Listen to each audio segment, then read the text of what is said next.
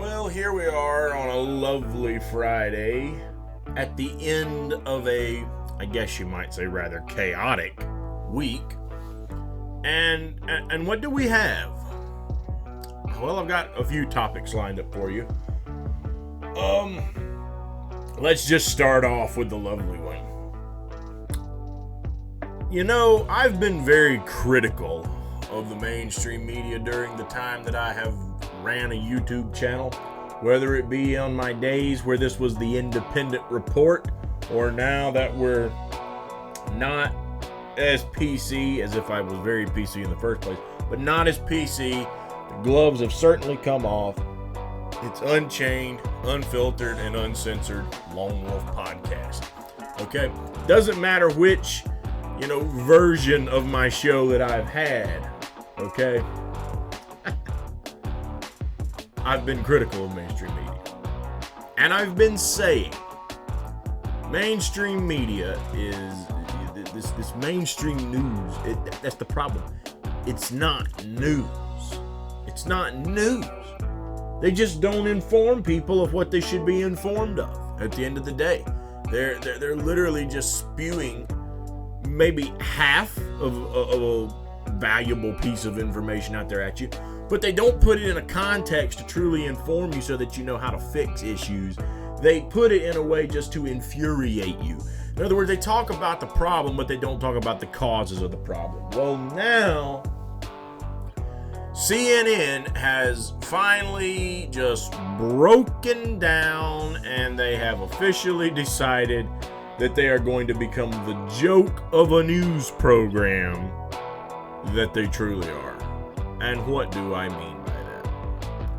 CNN partnered up with Sesame Street. That's right. Elmo made an appearance. And Elmo had a lot of questions. We didn't see an appearance of Mr. Noodle, but whatever. Okay? Elmo had questions. Elmo wanted to know why people were gathering. And Elmo had to be explained to that, well, this is protest, Elmo. This is when people gather so they can explain what a problem is and make a change. Oh, and aren't you glad you learned something today, Elmo? Oh, my God. But that wasn't all. Oh, no. Big Bird. The legendary Big Bird. Big Bird was on CNN too. This should speak volumes for what kind of a news, and I'm using that term very loosely here, news network that CNN is. That they're literally turning a news network during a time like this into a children's program. Now, am I against the concept of news and children? No. But let me be perfectly honest with you. I do have a problem with what CNN is doing, because CNN is propaganda, pure and simple. That's all they spew is a bunch of propaganda. Oh, and by the way, if you try to call them out too bad and you use any of their CNN clips, they might block you from using it because they don't want you calling them out and exposing them, as they did to me. Okay? And, I still haven't figured that one out to this day, because there's channels far bigger than this one who use their clips all the time for their videos. But nonetheless, they, for some reason, came after mine. Very interesting. Whatever, okay? And for those of you who are not familiar with what I'm talking about, video a while back, you can go check it out. And I actually showed the proof where they blocked the video. And I got the email saying they had blocked the video. Okay? So that being said, the problem is this isn't real, like I said, informative news. So now you're pushing propaganda into children. That's what your goal is, right? That is pitiful. It is pitiful. But from what I gather, this apparently ran on a Saturday. Now, I don't exactly know what time bracket this happened on Saturday. I don't know if it was morning, it was supposed to be competing with the morning cartoons. If this was midday or whatever. But let's be honest. I mean, unless CNN had been hyping this for a while to try to get your kids to tune in, what kind of kids did they think were going to turn in or to tune in to watch this anyway? So were they actually just trying to entertain their brainless audience that just literally is zombified by their content? Is that who they were trying to entertain? I don't know. I don't know. But again, it speaks volumes to just how big of a joke CNN is. What's something else that took place today? Well, a lovely Green Party candidate, Dario Hunter, now a nice, pal of mine, doesn't like to do a lot of name calling and tries not to walk that line. But again, as I said when I started the Lone Wolf podcast, it's uncensored around here. Yes, Dario Hunter, who went on to, at the time, the Radical Independent, that was the name of the show, hosted by a good friend of this channel, David Spurrier, okay? And he went on there, was interviewed by David, and gave his thoughts and preached his message and spoke to David's audience and tried to promote himself. However, as time went on, it grew more and more and more to look like, more than likely, Howie Hawkins was going to be the Green Party nominee and not Dario Hunter. So what did Dario do? What did Dario Hunter do about this? Well, I don't exactly know what his tweet that put the bee in his saddle was, but Dario takes to Twitter because he's just identity politics to the fullest right now, and everything he's like, almost every tweet I saw from this guy, racism, racism, racism, racism, racist, racist, racist, racist, racist, racist, racist, racist, racist, racist, racist. Now, I don't really know what he's going on and on and on and on and on and on about, but apparently he and David weren't quite in line with each other. They had a disagreement. As a result, Dario completely blew the hell out of David, telling him to delete his Twitter account.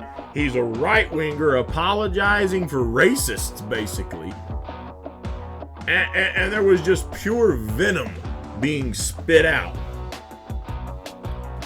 I mean, let's just call this like it is. Your big problem, Dario, from the way I see it, is because after David interviewed you, he started singing some praise of Howie Hawkins.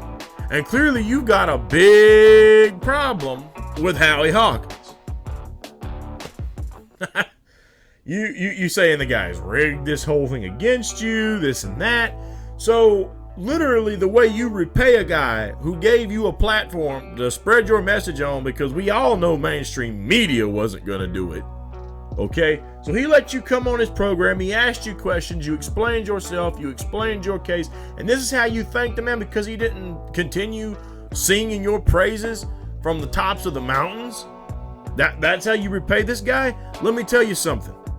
What that shows me is you are about just as childish as people say our current president is, and quite frankly, I don't think we need another childish dude as president. Not that you would have probably won anyway.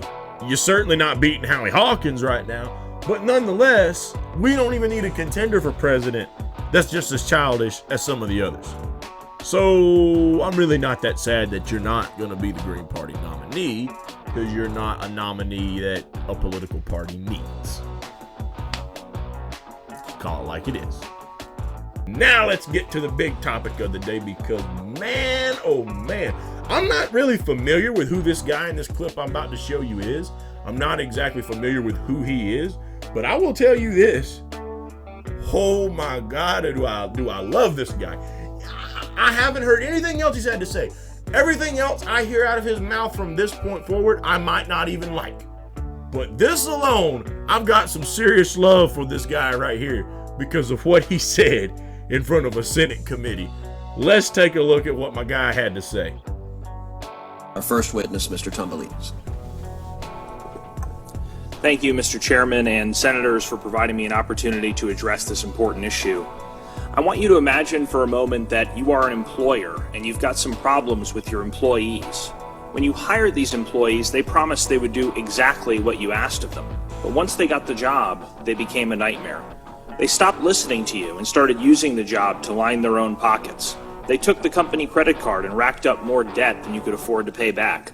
They became so obsessed with keeping their jobs that they forgot to do their jobs. And after all that failure, all that disappointment, and all that incompetence, your employees came to you and said, "We deserve a raise." If you're a reasonable person, that should make your blood boil. And yet, that is exactly what it feels like to be an American taxpayer. The first three words in our Constitution are "we the people." It's written larger than anything else because the framers of that document, the architects of our republic, wanted to remind you at all times who's in charge. We the people. We are your employers, and you have an obligation to listen to us. So I come to you with a message from the American people. We demand term limits for members of Congress.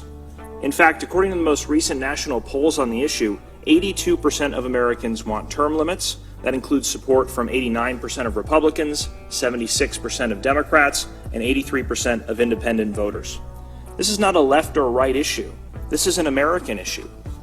In fact, term limits could be the only issue with support from both President Trump and former President Obama. Now, there was a time about 25 years ago when Congress was debating this. Nearly every opponent of term limits up here had the same rebuttal. Experience, experience, experience. We need experience to do this job right. If only you leave your Congress member in office for decades on end, he or she will become such a policy expert that all our problems will be solved. In hindsight, that was one of the worst predictions ever. This system is broken. Congress has given us $22 trillion in debt, the longest war in American history, a broken healthcare system, a broken immigration system, a tax code written by lobbyists, an explosion of money in politics. Worst of all, too few here have the courage to address these problems because the only focus is on getting reelected. That's why it comes as no surprise that Congress has a 14% approval rating, and 60% of Americans say that they would fire every single member of Congress if they could. Congress is less popular than traffic jams, root canals, and hemorrhoids. You're beating head lice, but the lice have asked for a recount. Unfortunately, elections alone cannot fix this problem. Not because voters like you guys so much, but due to the nearly unbreakable power of incumbency. At the same time members of Congress publicly claim elections are free and fair, they secretly deploy every trick in the book to keep power. Incumbents get $9 in special interest money for every dollar that goes to a challenger.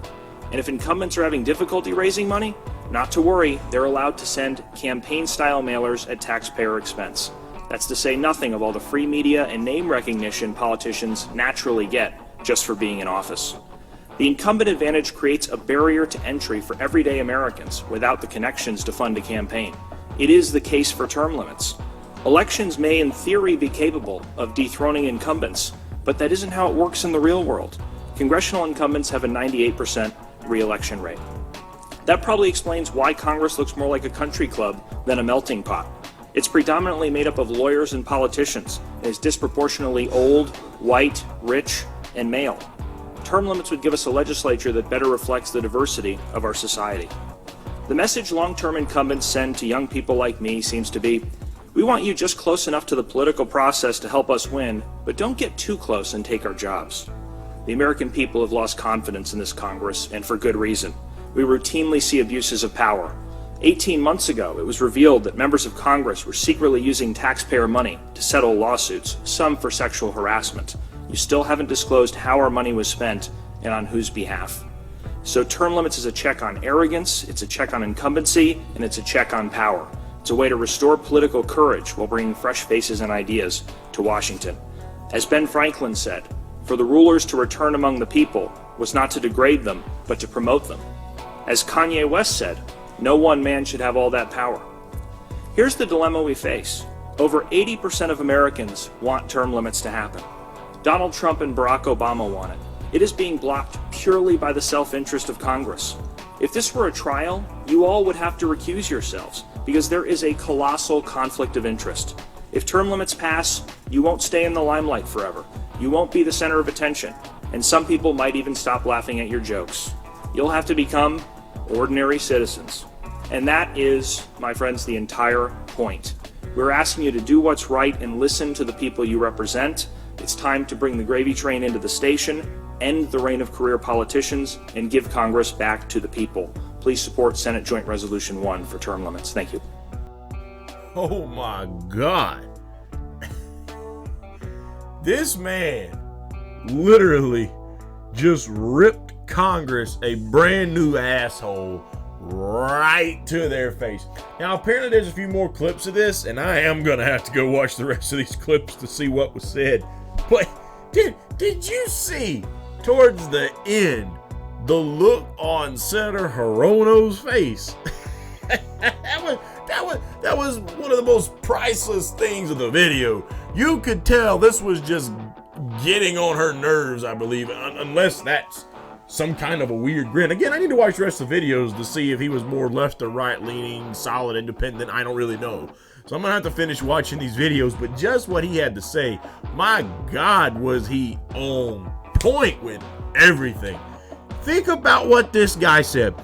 Over 80% of Republicans support putting term limits on Congress. Over 70% of Democrats support putting term limits on Congress. About 80% of independents support putting term limits on Congress.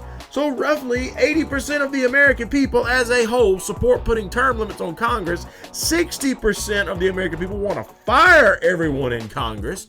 And they've got a 14% approval rating, and it's ripped him a new ass. God, he ripped him a new ass. He sat there and he said what? He said, you are less popular than traffic jams, root canals, and hemorrhoids. Oh my God. Less popular than hemorrhoids. People like hemorrhoids better than they like you. And the only thing you're ahead of is head lice. And then he got the wittiest, and the head lice want a recount. The head lice want a recount. God, does that tell you anything about how bad these people hate Congress? Oh. But you know, again, that's what I say that kind of baffles me, though, is how do they keep getting like that? I know the money, I know that. But God, are people in the country really that dense that they hate them that bad, but they go vote for them? Woo! Nonetheless,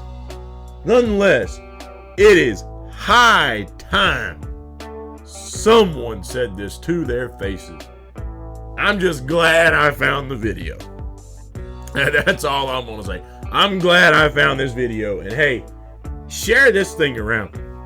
I know it's not gonna be convenient to like just share my entire video. If you want to, I won't fuss and I won't object, of course. But if you find this actual clip out there on YouTube, share this thing around. We really do need to share this and make this go as viral as possible, because these jackasses on Capitol Hill are a big part of what the problem is in this country today. And we need to get this guy's message out there, because he is on the damn point big time. Big time.